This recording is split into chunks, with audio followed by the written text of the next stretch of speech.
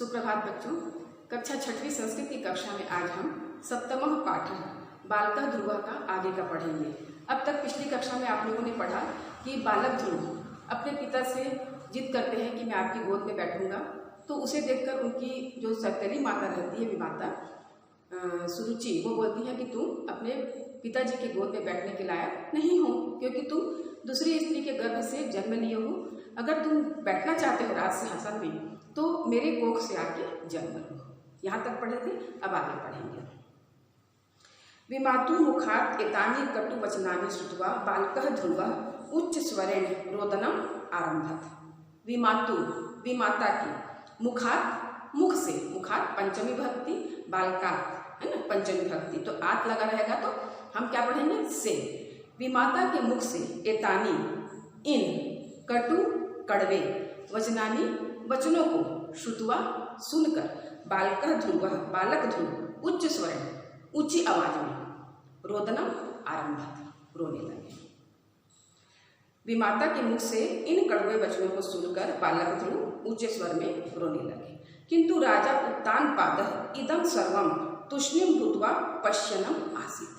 किंतु राजा उत्तानपाद, इदं यह, सर्वं सब, तुष्णीं चुप है ना, तुष्णीं माने चुप, भूत्वा होकर, पश्यन देखना, देख रहे, और आसित माने थे। किंतु राजा उत्तानपाद यह सब सुनकर चुप होकर देख रहे थे, मतलब वो कुछ नहीं बोले है ना। रोना, बच्चा रो रहा था लेकिन राजा कुछ नहीं बोले। अत्रांतरे बालकः ध्रुवः रोदनम कुर्वन् मातु सुनीते पार्श्वर्यं गतः। अत्रांतरे, इसके बाद, बालक ध्रुव रोदनम कुर्वनः रोते हुए, मातु सुनीति माता सुनीति के, पार्श्वर्यं पास, गतः गए। औदच्च, च माने और, औदत माने बोले, और बोले, क्या बोले? विमातु कटु व्यवहार विषय, और माता विमाता के कड़वे व्यवहार के विषय में बोले है ना। इसके बाद बालक ध्रुव रोते हुए माता सुनीति के पास गए और विमाता के कड़वे व्यवहार के विषय में बोले। पुत्रात् सुरुचे कटु वचनम आकर्ण्य सुनीति संयमिन ध्रुवम अब्रवीत।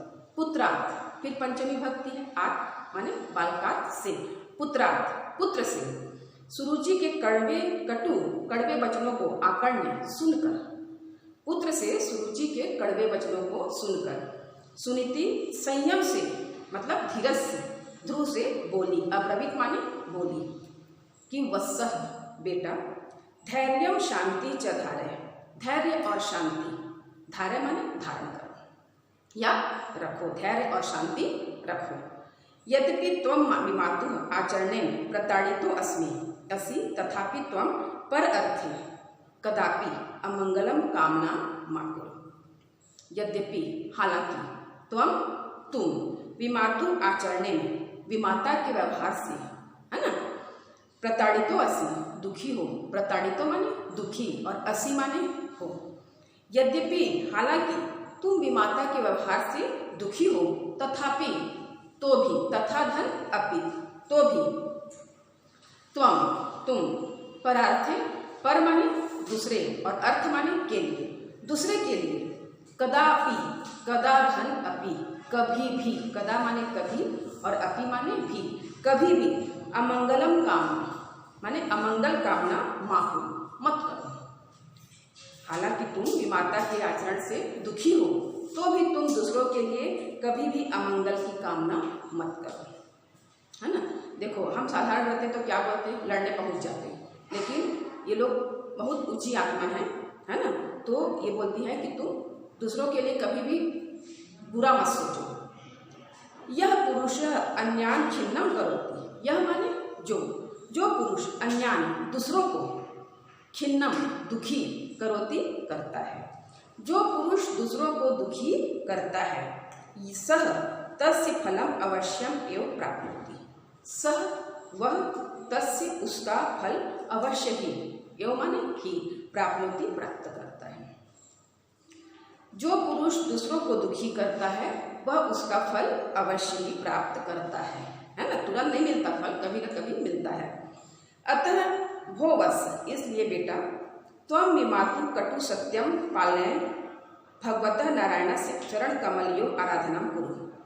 त्वं विमातु, तुम विमाता के, कटु सत्यम, कड़वे सत्य का, है ना, इसलिए तुम क्या करो, विमाता के कड़वे सत्य का पालन करने के लिए भगवान नारायण की, विष्णु की कमल चरण कमलों की, है ना, आराधना करो। तपसा तो पूर्वजा पराम शांति अलभंत। तपसा, तपस्या से, तो पूर्वजा, तुम्हारे पूर्वज, परम शांति को अलभंत प्राप्त करेंगे, है ना, तुम्हारी तपस्या से तुम्हारे जो पूर्वज हैं वो परम शांति को, है ना, प्राप्त करेंगे। देखो कितनी अच्छी बातें कही, है ना। मातुर आदेशं ध्रुव ईशम ध्यानम प्रति प्रेरणाम कृत्वा स राजप्रसादम त्यक्त्वा च वनम अगच्छत्। मातुर आदेशं, माता के आदेश से, ध्रुव ईश्वर ध्यानम प्रति प्रेरणाम कृत्वा, ईश भगवान के प्रति, प्रति माने प्रति, भगवान के प्रति ध्यान की प्रेरणा गृहीत्वा लेकर, राजप्रसादम, देखो राजप्रासादम है ना, तो राजप्रासादम माने होता है राजमहल, प्रसाद माने होता है जो भगवान में भोग चढ़ता है उसको प्रसाद बोलते हैं, और प्रासाद माने महल होता है, राजा का महल। महल को त्यक्त्वा छोड़कर वनम अगच्छत्, वन आ गए, है ना। माता के आदेश से ध्रुव ईश्वर के प्रति ध्यान की प्रेरणा लेकर राजमहल छोड़कर वन आ गए।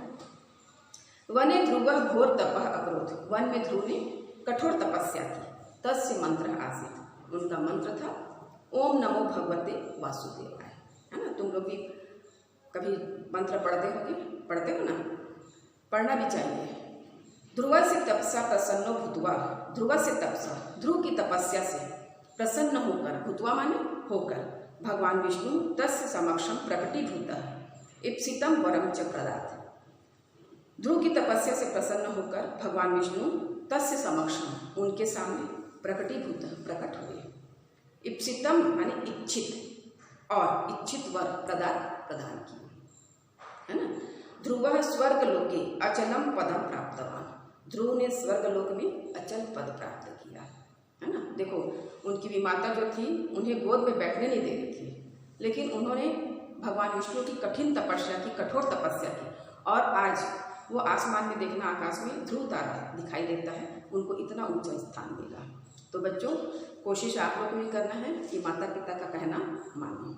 अगली क्लास में